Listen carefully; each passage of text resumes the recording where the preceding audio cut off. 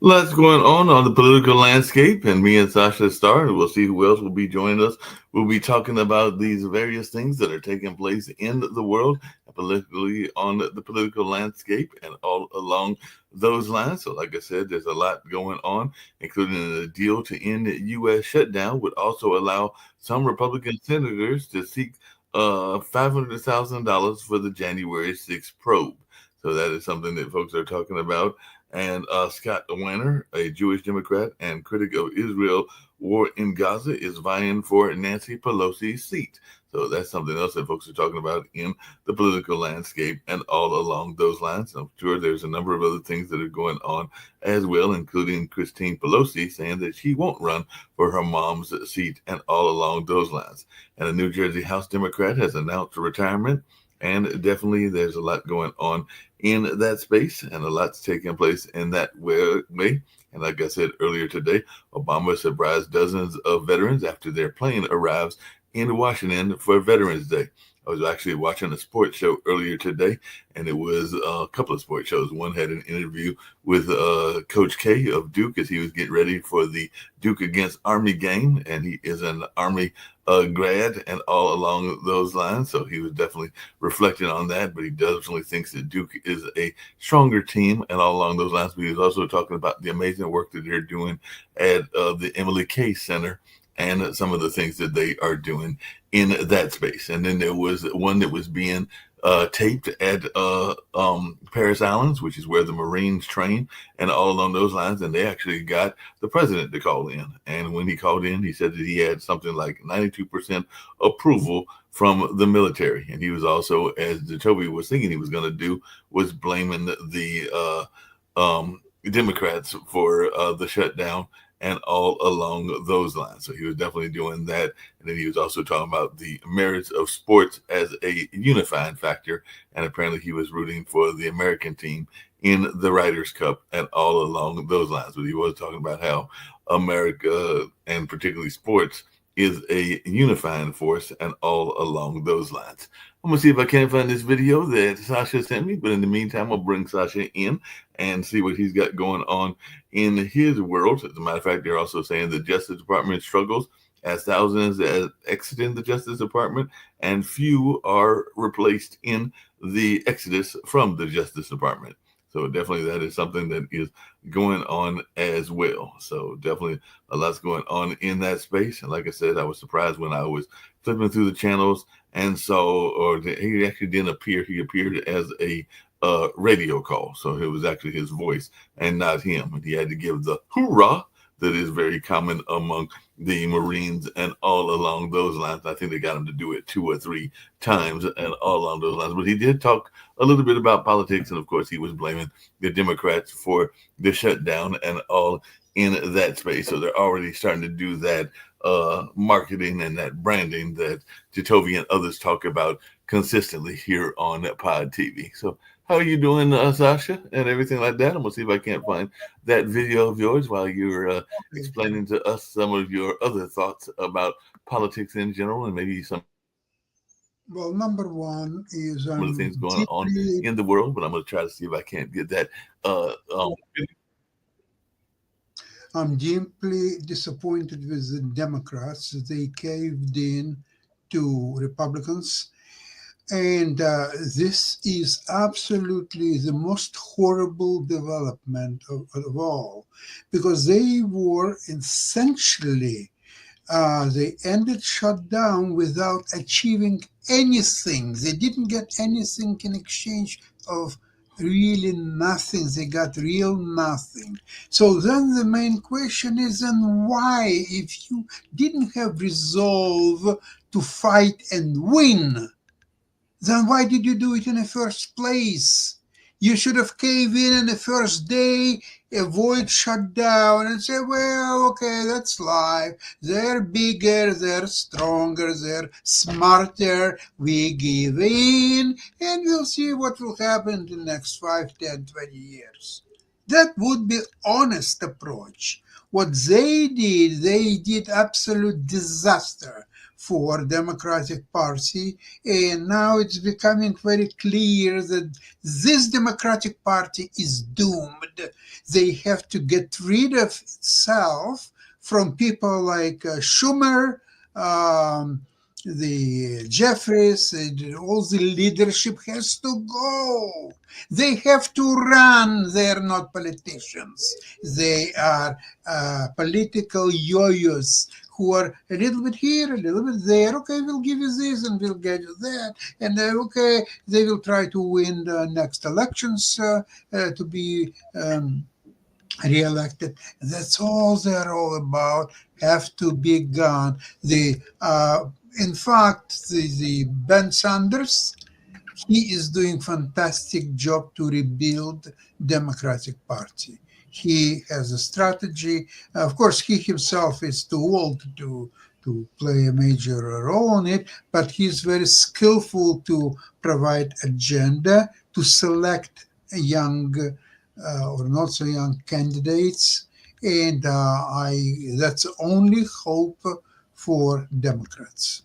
It makes a lot of sense and everything like that. We got Rick joining us. By the way, that video did not come in the email, so if you want to try to send it again, hopefully I can get it before 6, since the other show is a rerun and everything. Oh, you can run it right now, because this video will tell. No, that's what I'm saying. The video didn't come through. The video didn't come through the email. It didn't come through as an attachment. Okay, so can you open it? That's why I said I can't open it. The video didn't come through. I just got your text. I just got the letter, but not the video. Oh, let me see. You might have to try to send it again because the video did not come through. Eric Previn? Eric Previn died? No. Who passed away? Oh, I just found out 2 people I know passed away. Cleto Escobedo, Jimmy Kimmel's band leader, passed away at age 59, a really good and really talented guy. And then a guy I served on a neighborhood council. So yeah, my wife anyway, I'm getting bad news here. Yeah, I got you. Sorry about that. Our condolences and everything like that. Hopefully Sasha's going to send me that video and everything like that and we'll try to get it on once I get it this time. Yeah, but the first time it did not come through. Jacoby, what you got going on? I know that as I was telling Sasha, I was after we did some of our other shows, including the Ukraine-Russia show and a number of other shows on the network, I was flipping through channels and I saw some of the sports coverage on ESPN, and one of them, I forgot the name of the show, but they had a call-in from President Trump. So he was over there blaming the Democrats for the shutdown and saying that it was all their fault, as you have said, and predicting that the Republicans would do and everything like that. But he was also saying that he's got 92% approval from the military, which I find kind of hard to believe, but we know he likes to say things that aren't always all that. His numbers are never frickin'. Mark, yeah, Rick is right. His numbers are never right. He inflates whatever. He makes up numbers. Well, also the people around him know they can tell him whatever as long as it paints him in a good light, and he'll buy it. Like there might be some survey of some segment of the military, say Republican members of the military. Like he always presents. Like when they survey, they do like 1/3 Republican, 1/3 Independent, 1/3 Democrat, and then he always just picks the numbers of the approval numbers for the Republicans, and as if it's the entire population. He doesn't read. He doesn't pick numbers. He just makes them up. Yeah, but because we talked about this. This is one thing Sasha talked about before when we were talking about the making up numbers that he normally does. When he said he's going to reduce drug prices by 1,000%, 800%. Nobody's ever seen these kind of numbers before. No one has, because nobody is giving you drugs and paying you money for having their drug. Ozempic. No, Ozempic's not giving you $100 just to have Ozempic. So he just makes up numbers. He doesn't read numbers. He don't care. If he says it's great, it's great. Well, all right. Case in point. At some point, he said that everybody in America was going to get a $5,000 check from Doge savings. which and now he's backed that down to 2,000, and I think this is supposed to be from tariffs. Tariffs. But if you do the math, also SCOTUS is still due to rule on whether tariffs are legal, and if they're not legal, if he has to return the money that he took in so there may be no money available, and even if there is, he claims trillions and trillions. But anyway, it's fantasy land. Let's talk about Trump wants to give people 50-year mortgages. 50-year mortgages? That is, you buy a house and by 2075, your house is paid off. And how's he going to pull this off? Yes. So I saw there was actually a gentleman that I saw that did actually a great piece on this, on the 50-year mortgage. It's a dumb idea. It's just a way the banks get to hold on to you longer, which is even worse than what they're doing with the student loans. And then he's also going to throw in a 15-year car loan.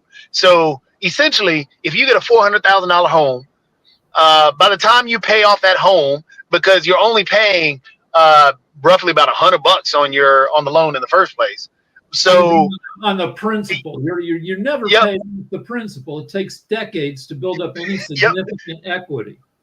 So on a $400,000 home, somebody did the math on it. By the time you pay it off after 50 years, you've already paid close to $2 million on the home. I've got the exact numbers. Somebody did the math. At 6% interest, you buy a home for $415,000. You put 20% down.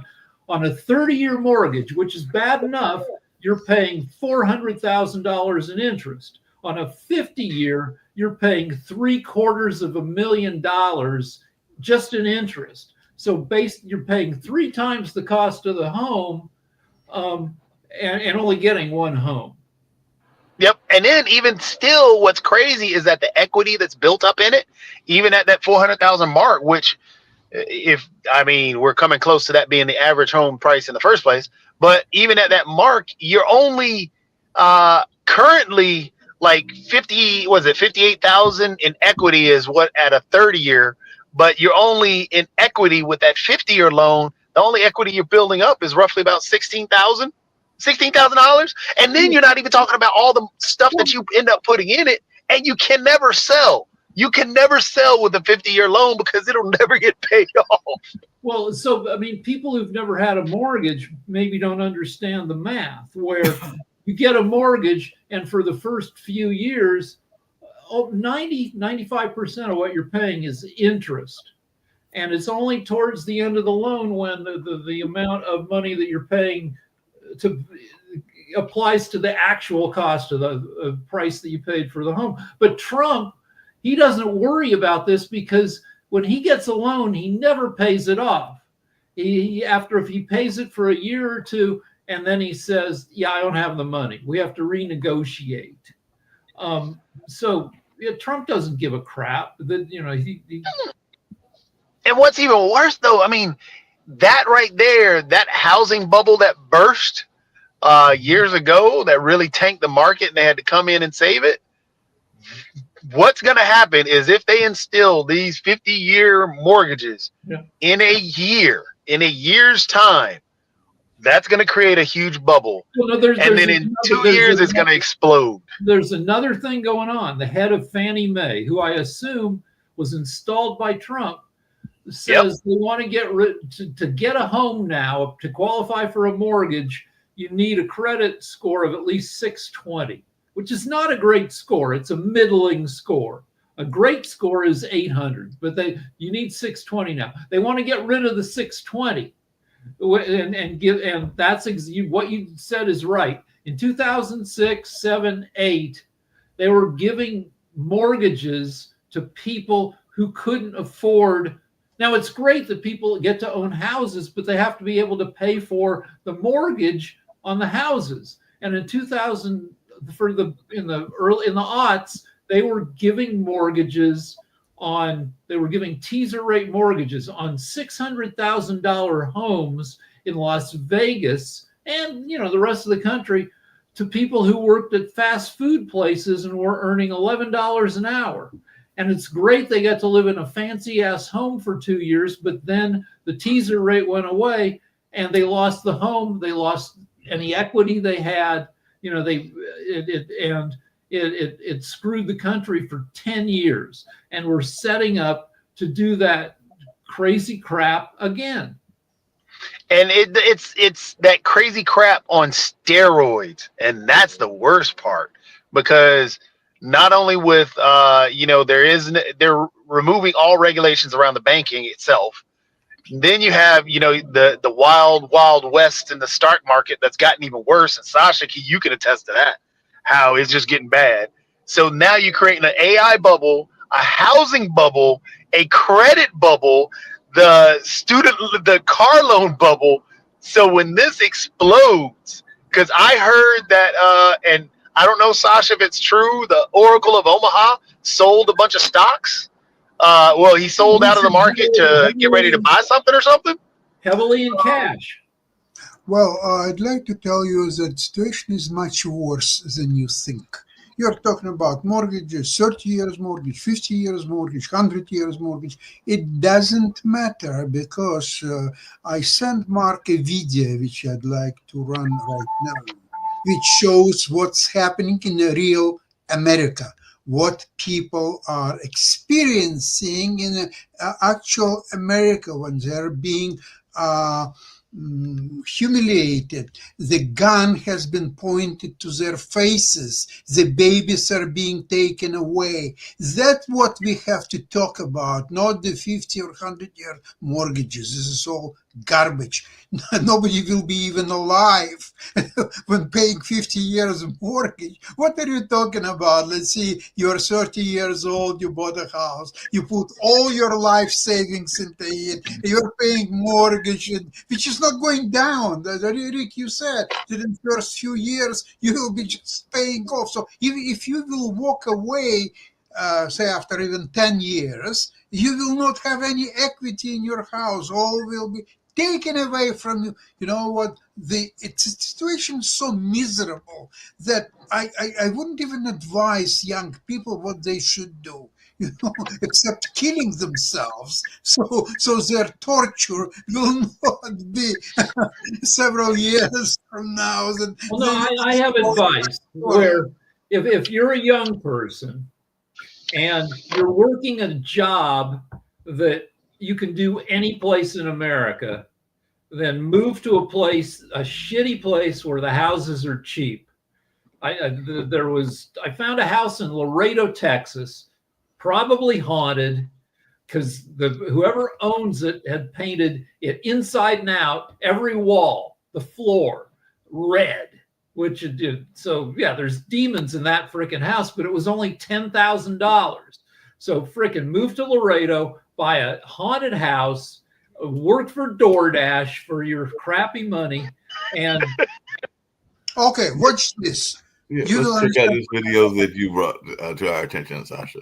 All hell is breaking loose in the streets across the United States, and we've got Donald Trump caught on camera with his Gestapo, with his militarized forces terrorizing the people here in the United States. We have the videos, we have the photographs, we have the receipts. This is among the most important videos that we do here at the Midas Touch Network. So I ask this favor of you. Please share this with as many people as you can. It is so critical that people in the United States and throughout the world know what's actually taking place inside the United States as Donald Trump sends his masked military forces to round up people, migrants, citizens, it doesn't matter, using chemical warfare on the people here, hurting people, terrorizing communities, sending people to concentration camps. Let me show you what's taking place right here. First, I just want to show you, they have this guy named Greg Bovino who leads Donald Trump's Border Patrol. There was just an injunction issued against Bovino and the Border Patrol for chemical warfare that they're engaged in Chicago. The Judge Ellis, said that their behavior, quote, shocks the conscience. And so now what Greg Bovino does is he just walks throughout the various neighborhoods in Chicago to try to terrorize people. He himself walks around, then the community members see him, they start yelling at him and cursing at him. But this is what they just do. They just go around block to block, terrorize people, and point guns at them, point automatic weapons, semi-automatics at them. Here, play this clip of the people saying, "Get the hell out of our community, Bovino." Here, play this clip.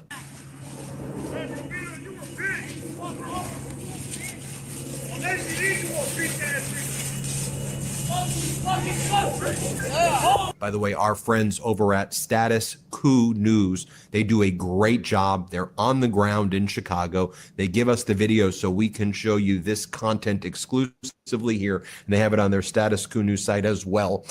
They show over here what I was just pointing out in the prior video as this ICE Gestapo. They block off the streets in Chicago, and then they start pointing the guns at anybody. Moms, children, they get guns pointed at their face. That's what's going on in Chicago. Shout out to Status Coup's John Farina for capturing this. Let me show you the clip. Let's play it. Hey, fucking stop! Get out of there! Get out of there!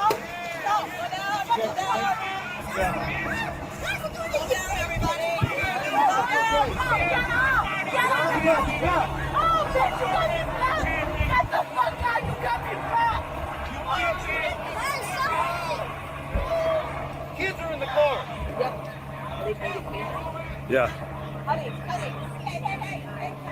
Hey, did you get your food?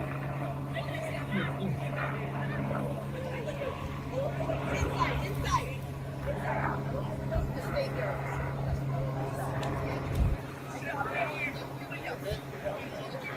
Can she pass by, please? Can she pass by? Back up so she could get out.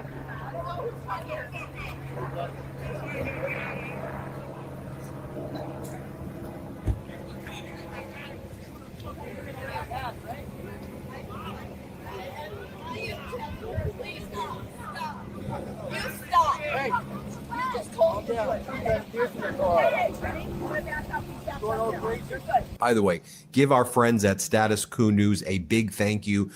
Costs a lot of money for them to have a team in Chicago, and they're over at Substack. Check out the Status Coup Substack and tell them that the MeidasTouch guys said thank you. I mean, great work that they're doing over there capturing this for us. All right, this next video I'm going to share with you, you'll see this is in Los Angeles, somewhat close to where I'm from.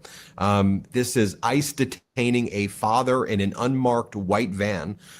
They then, and his little child is in the car, and then the ICE Gestapo kidnap the little child, and then they drive off. They kidnap, you'll see it happen.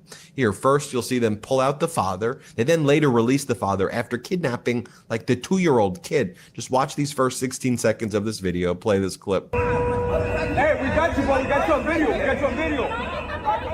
Hey, y'all can't take him with his baby. daughter right there. Yeah, they rammed him. My boy with the baby in the back. He wasn't doing absolutely nothing, bro. He wasn't doing nothing, but he was weird. And then you'll see the masked ICE agents go in the car and then kidnap the little baby. They kidnap babies now in the United States. That's what this Trump regime is doing. Here, play this clip. You gonna take my baby somewhere without telling me where you're taking my child? That's wild. Hey, you guys are some real pieces of shit. You know that? You're fucking dicks. So y'all searching this car without no proper cause? Do you have family? Are they coming to get her? Look how they block them in though. Don't let the door go, my guy. Don't let the door go.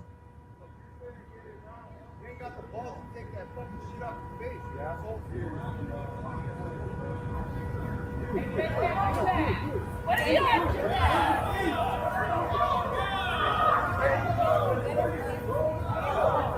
This next video I'm going to show you, you have ICE arresting a preschool teacher. They dragged her out of class in front of her traumatized children.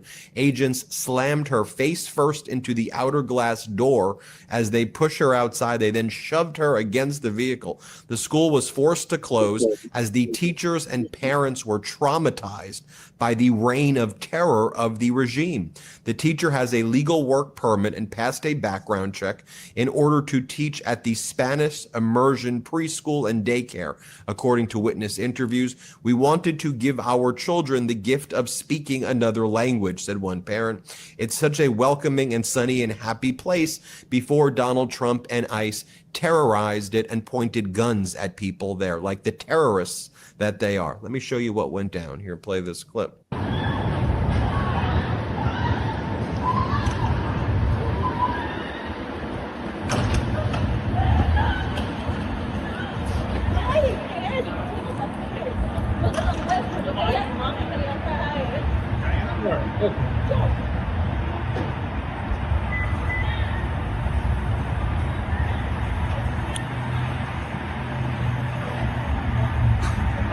You want to add something? I mean, Trump promised his followers that he would get rid of all the illegal next story immigrants. I'm going to share with you involves ICE locking up a United States citizen in leg chains for several hours for taking pictures. They surrounded the car and pointed guns at me. She said, I was scared. They were impersonating. Was I getting kidnapped? When she, no matter what, you were getting kidnapped. When she asked to call a lawyer, they told her, you can't do that. All the landlines are down. They chained my legs up and they put me in a cell for 7 hours. I refused to answer any questions. ICE issued a statement claiming she was driving reckless over a curb and coordinating with another vehicle. Her name is Bernice Garcia Hernandez. She was fingerprinted, booked, and released, but both her phone and her engagement ring are still confiscated in evidence. This occurred at a Chick-fil-A parking lot in Oregon. Play this clip. They were just laughing like it was a joke. Like they did not care. Like there was no heart in them. Like it was just cold. It was horrible. It was a worse experience. This 23-year-old woman says even though she's scared, she wants people to know what happened on Monday to protect others who may have the same experience. They blocked me. They hit my driver window. Well, you see what's happening. Okay? I don't know. You can stop here and maybe show it later. That put me against. So what happens with these? If you've ever gone to court to fight a traffic ticket, you know that like they bring the cop in. If the cop doesn't show up, they throw out the ticket. If the cop shows up, the cop tells his side of the story. But it happened 6, 8, 10 months ago. The cop has no idea. He doesn't remember. So he just makes shit up, just kind of boilerplate stuff. And then the judge believes the cop and you lose. And it's similar with these guys, except worse, because we're not talking about traffic tickets. We're talking about people's, lives. And they, whenever they, pull a gun on somebody, they arrest somebody, and they're a citizen. They have a common story. The common story that they have learned to use, ICE, is that the person that they pulled guns on was driving at them in their vehicle, was trying to kill, and it's always bullshit. I mean, or 90% of the time, it's made up shit. So these guys, these ICE guys, get as little as 8 weeks training before being put out on the street.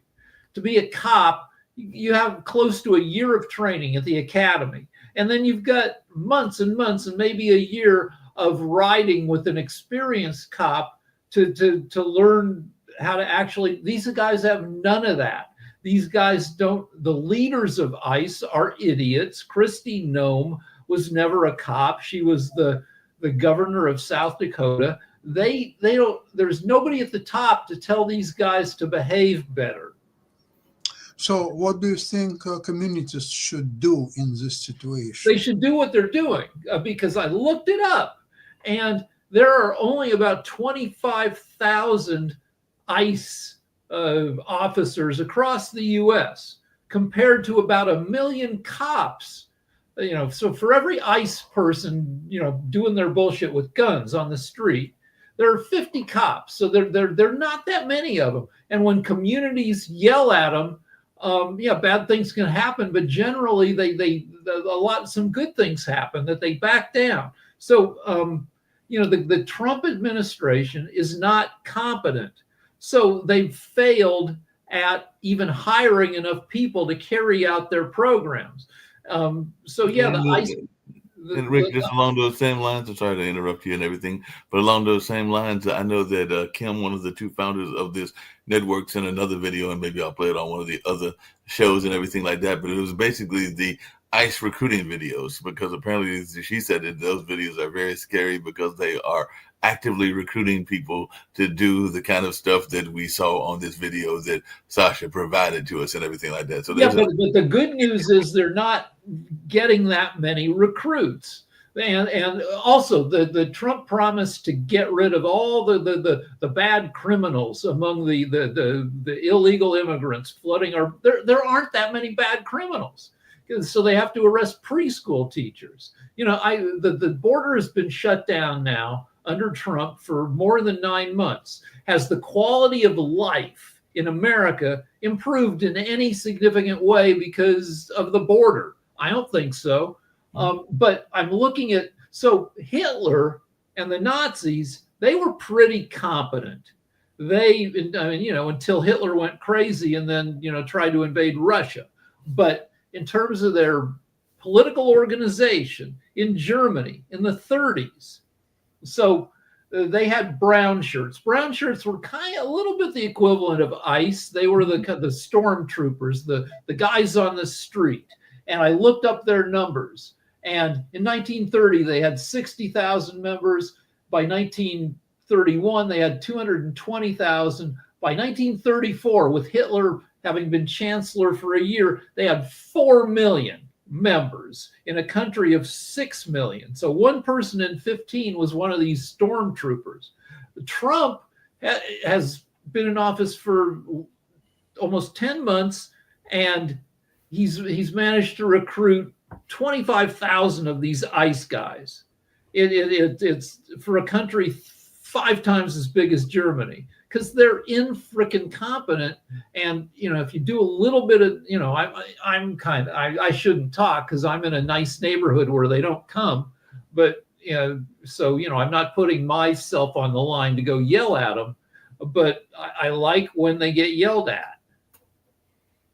Mm-hmm. But I think that communities in places like Chicago, Los Angeles, probably some areas, should get organized and even become friendly with the police who are managing their territories to together police their neighborhoods. Yeah, the police don't like these guys because the police Absolutely have to work in their city, and the police like having.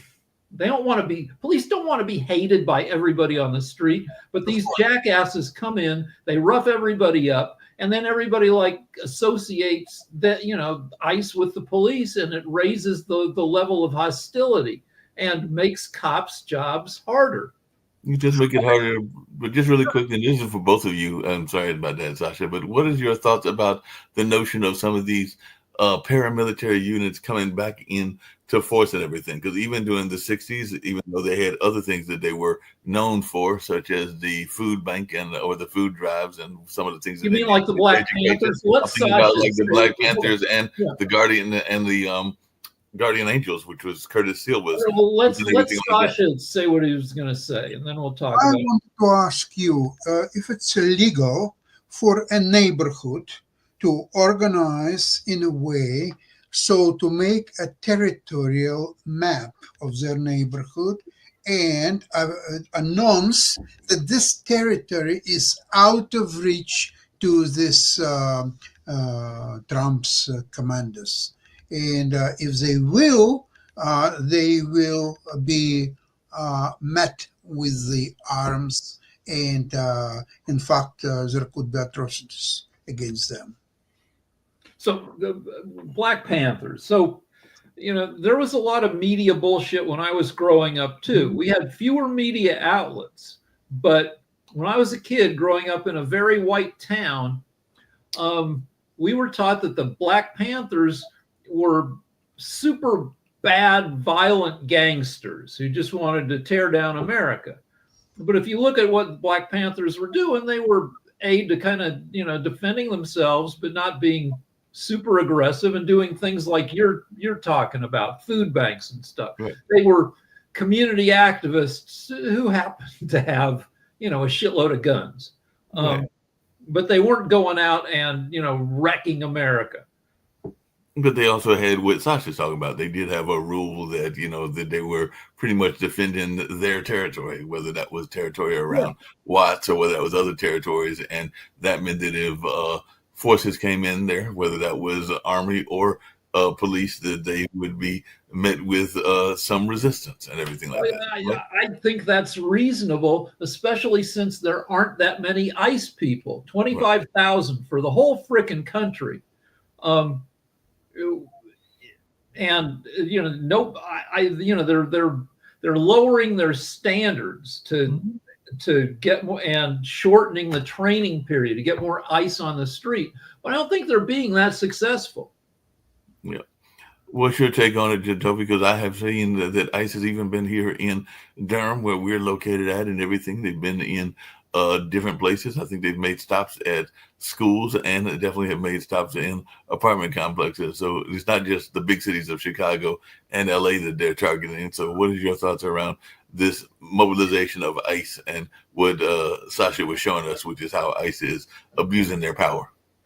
Yeah, ICE is definitely abusing their power. From the man having a seizure in the car where they're trying to yank his baby away from him, to them tear gassing people with 1-year-olds in the back. They don't care. They tear gas police officers. They tear gas near schools with elementary kids.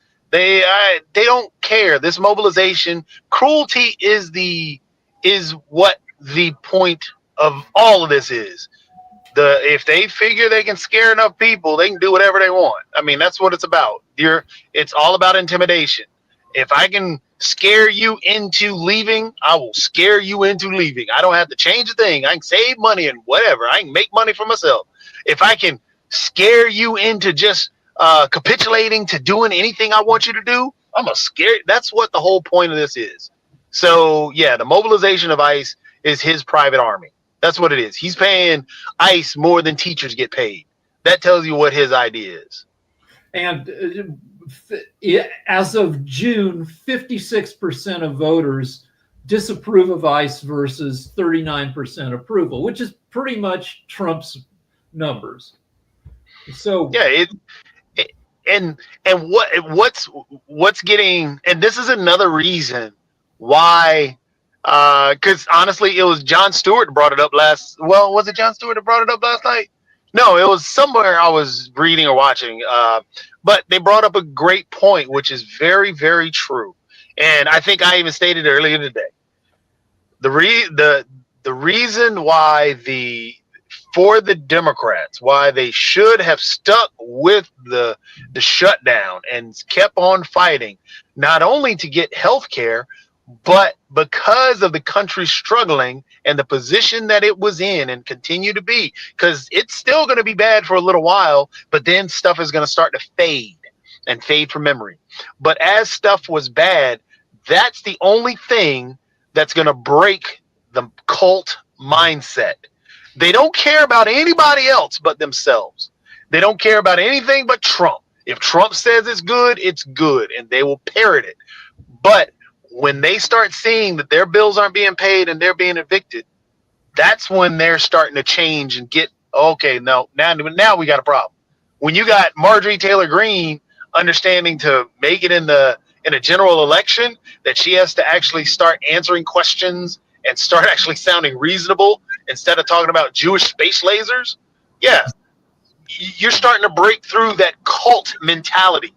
And that's why, again, had they stuck with that, you had everything going your way. But now they give up everything, and then it's going to start to fade, and that cult mentality is going to come back. This is why that $2,000 is there, because, hey, I'm going to pay everybody $2,000. Dude, you ain't paying nobody nothing. Okay, nobody nothing at all. Here's an article where Laura Ingraham, who's a big Fox right-wing commentator, gave Trump a little bit of shit during an interview. He was talking about how great the 50-year mortgage was going to be. And he doesn't even know that the standard mortgage is 30 years. In the interview, he says, it's not even a big deal. I mean, you go from 40 to 50 years.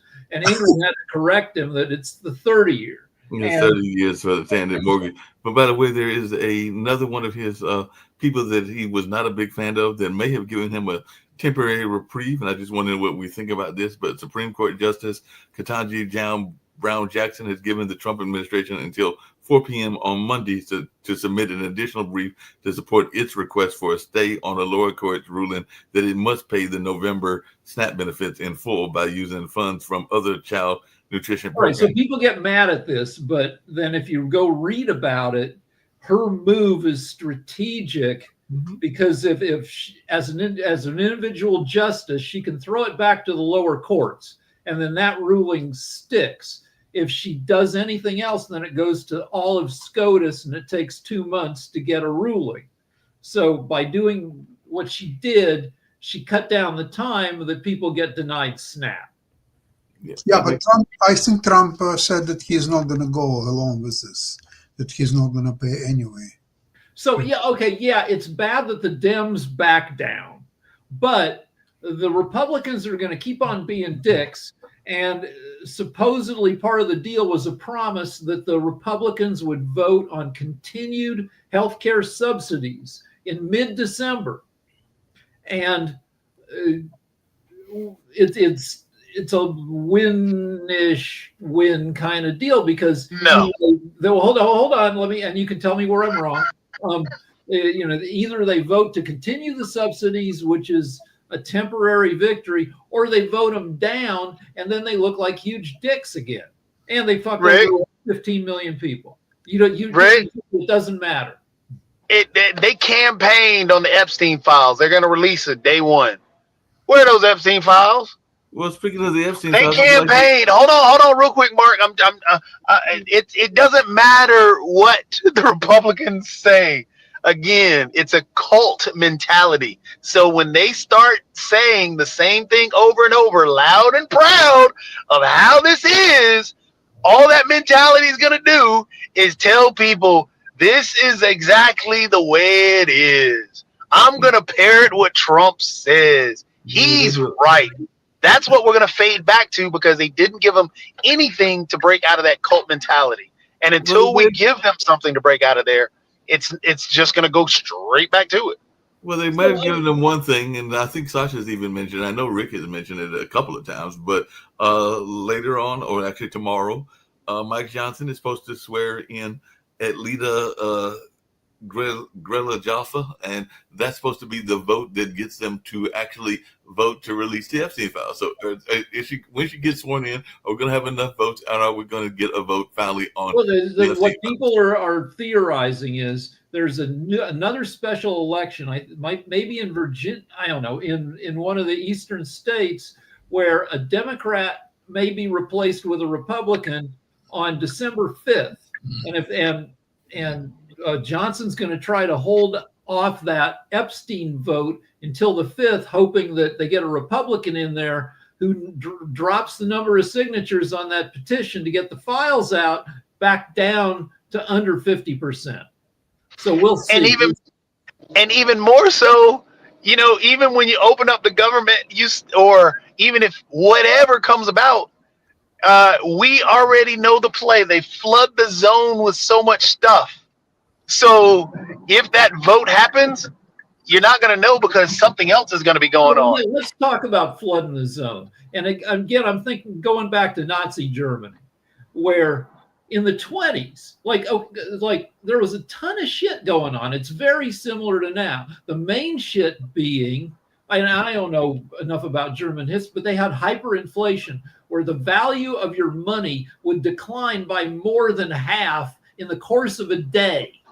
Like you get paid, you have to run and buy bread. Otherwise, your money's not going to be worth shit by the end of the day. People were walking around with wheelbarrows full of money. So that must have been chaos every freaking day. But the Nazis came in and they said they would clean it all up. the Germany had been humiliated by the Versailles Treaty, which ended World War I. And Hitler came in and said, Germany's not going to eat shit anymore. And so he was going to make everything great. And for a while, things were looking up for Germany with all of Hitler's programs. But it's similar in the US where there's a ton of shit going on, crazy crap every day. The difference between us and Nazi Germany is that the crazy crap is we don't speak German.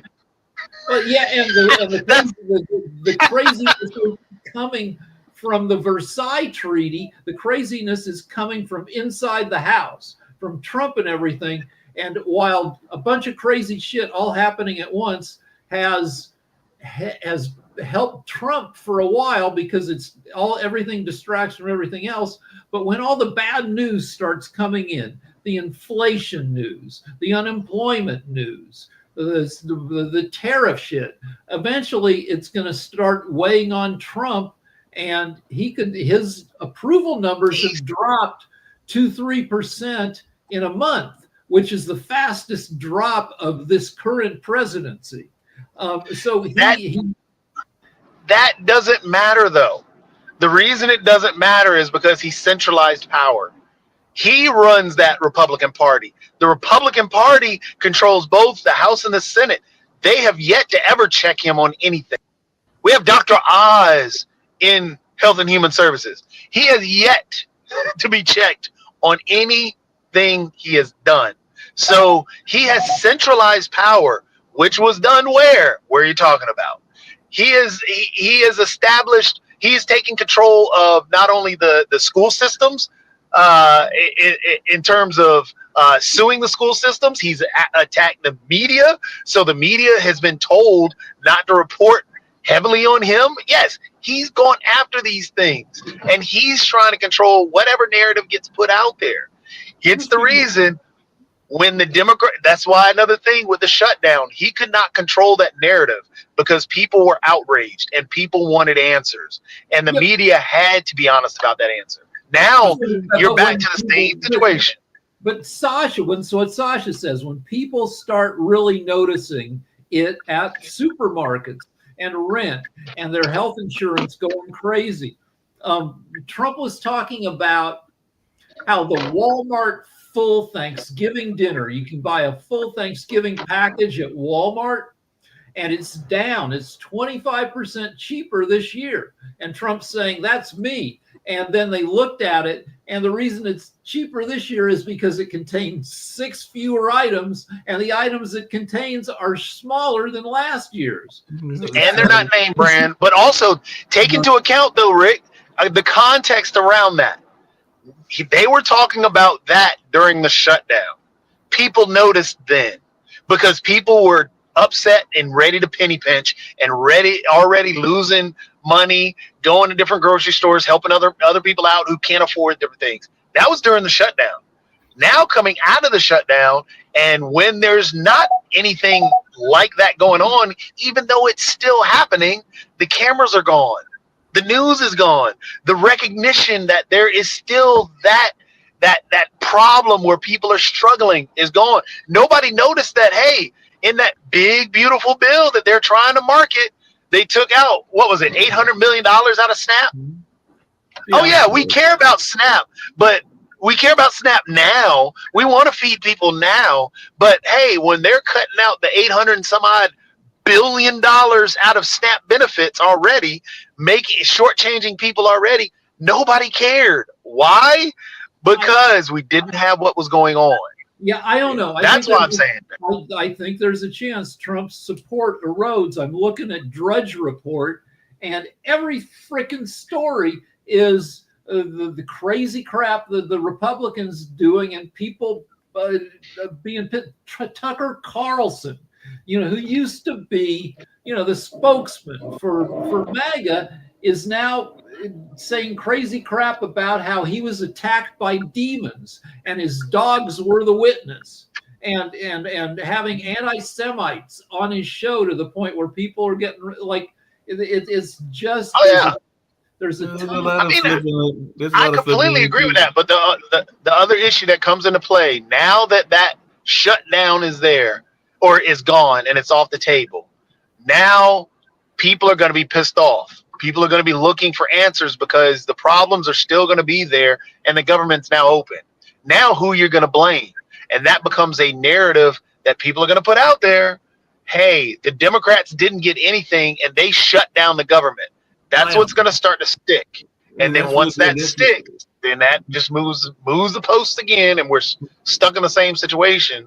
Jatovian, that's what he was trying to do with the sports announcing that I saw from Paris Allen and everything like that. It was a sports show, but it looks like he's trying to do it with the education as well, because I see this article that was in Newsweek, and I think it's this week's Newsweek, where he's trying to paint himself as a friend of education. So there's a quote where he says, "We do have a lot of people coming in from China, and we always have China and other countries. We also have a massive systems of colleges and universities, and if we were to cut that in half, which perhaps makes some people happy, you would have half the colleges in the United States go out of business." So he's trying to make himself or paint himself as a friend of colleges. And we know that this has been something that he's been having other issues with, because he added, we're taking trillions of dollars from students. You know, the students pay more than double when they come in from most foreign countries. I want to see our school system thrive. And this was all after a turning point incident in California, where there were some people on Monday that attacked some of the turning point folks and everything like that. So it seems like he's trying to paint himself as a friend of education, which I find kind of sarcastic and kind of ridiculous and everything like that. But it sounds like he's trying to paint himself as a friend of education, even though we know he's been cutting a lot of school funds. Yeah, he's a friend of education, but he's killing the Department of Education. He's also cut funds from the education He's also killed some special needs education stuff. Yeah, he's a friend of education the same way he's a friend of Black people when he cut funds to different things that affect Black people a lot, from was it Job Corps and so on and so forth. Yeah, he's a friend of all these places that he's killing, because that's what he does. And that's that narrative that sticks and people run with it. But if you don't, and that's why you need something to break through. And the only thing that was breaking through that narrative was that shutdown. Now, once we get a month in, watch, people are going to start to gloss over what happened in the past. Sasha's got it. Sasha had a point. I was thinking about why Schumer and all leadership, essentially, of the Democratic Party caved in and agreed to this horrible deal. I think that they depend on corporate donors to Democratic Party. And I'm sure that the key people like Schumer and others, bringing these corporate donors, definitely they have a little bit a piece of action to themselves. So they figured out that it's beneficial for themselves personally, and perhaps to a party, so everything is peace, quiet. Well, we knew that Trump is a bad person. There is nothing new about that. Okay, so there's another 3 years to struggle. What can we do about it? And so on and on. And that's why they cave in. It's a horrible mistake. They could make a stance that would stay in the history of America, and Republicans would have to cave in, because they also have corporate donors. These corporate donors would make a mess out of Republicans, including perhaps Trump, and say, "You idiots, what are you doing? The country is dying. People are starving. What are the hell you're doing?" But the Democrats caved in. It's a horrible mistake, and it has to be corrected. And the only way to correct it, change of leadership.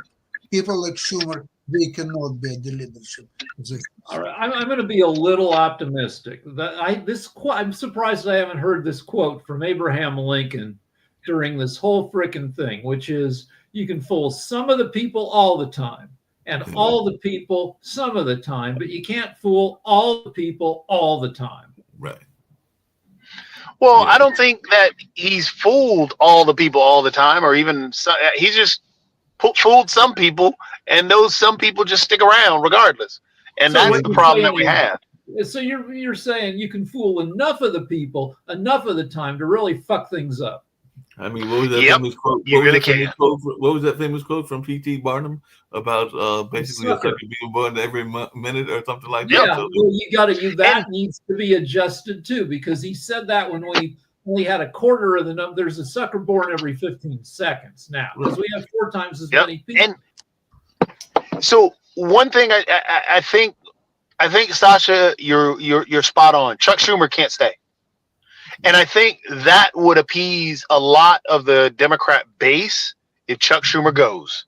If he's no longer leader, then that will at least that's a Band-Aid on that major problem, but at least it's a Band-Aid, and that'll make people feel a little bit better for what took place, because Chuck Schumer cannot stay.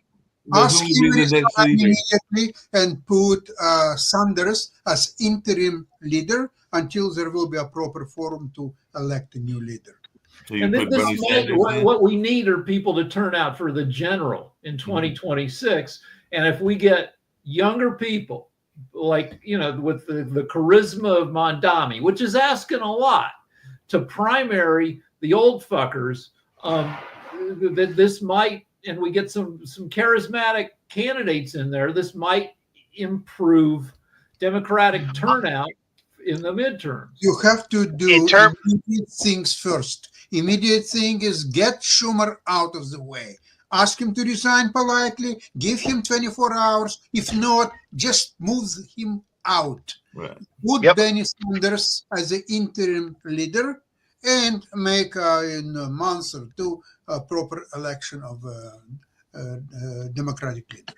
That's what you're kind of. Because right now the Democrat Party wants blood, and Schumer has to go. There's no ifs, ands, but if he goes right now, that will blunt the pain that they're feeling. And honestly, that would actually get more people out for that general, because then they're saying, okay, finally they're listening. But right now, if Schumer stays, it's going to stop. We get ready to wind down and everything like that. I do have a quick question for everybody. One more quick thing. They just announced that the Democratic new representative, Adelita Grijalva, will be sworn in tomorrow at 4 p.m. Yeah, that's what I said. I said that earlier. Okay, she would be sworn in at 4 o'clock and everything. Just really quickly, because that was the other thing I learned about Coach K when I was watching that interview, is apparently over at Duke University, he's teaching a course in leadership. I wish that Chubby was here and everything like that, but I was wondering, would either one of you two gentlemen take a course in leadership from him? And maybe Trump and the Democrats need to take a course in leadership from him, because he is a certified professor at Duke University, which I live near, and everything like that. He did have that success on the basketball field. So would either one of you take a course in leadership? Teaching it? Coach K from Duke University, the former coach of Duke University. Yeah, I like hearing successful people talk. Yep, and he's been doing that for a while. Apparently, he's done that ever since he retired, because the new coach has been there for about 2 or 3 years. So I think he's been a professor for about a few years now. Who knows? Maybe we'll try to get him here on Pod TV to share some of his business wisdom and all along those lines. But he is teaching the course in leadership, because that's what he said the course is in leadership. Okay. So all right, I'm going to lead us out of here. I'm going to go eat lunch. And I'm going to find me some dinner, because it's about dinner time right here and everything like All right. that. Tomorrow we've got World Edition. We've also got Modern Investment. So I know we'll be hearing about the S&P 500 from Milan. And we'll also be hearing about other things going on, including how Sasha is a market wizard. And we'll also be hearing from Jim Eade as well. So right now, let's get on out of here, and I'll see you gentlemen on tomorrow. Thank you. No problem.